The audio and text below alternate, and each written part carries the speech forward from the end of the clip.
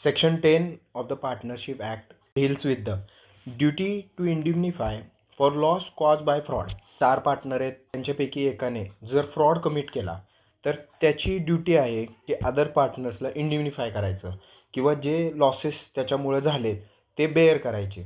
आता हा चॅप्टर कोणता येतोय तर chapter 3 regarding relations of the partners to one another. या चॅप्टरमध्ये section 9 to max to max, section 9 to section 17 हे सगळे चॅप्टर्स येत आहेत.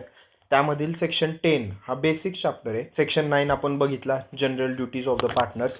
सेक्शन 10 मध्ये सांगितलं की duty to indemnify for loss cause by fraud. If in case any fraud has been committed by, कोणी केला आहे तर एखाद्या पार्टनरनं, गरजेचं काय आहे की पार्टनर. दुसरी गोष्ट ह्याच्यात लक्षात ठेवायची की फ्रॉड, एखाद्या पार्टनरनं फ्रॉड केला पाहिजे. आणि तिसरी गोष्ट लक्षात ठेवायची की कंडक्ट ऑफ द बिझनेस.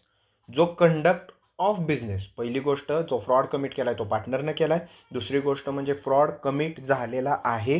आणि तिसरी गोष्ट फ्रॉड कशा रिगार्डिंग केला आहे तर कंडक्ट ऑफ बिझनेस. ह्या 3 गोष्टीवरच MCQ येऊ शकतो. ह्याच्या व्यतिरिक्त कशावर येऊ शकत नाही. थँक्यू.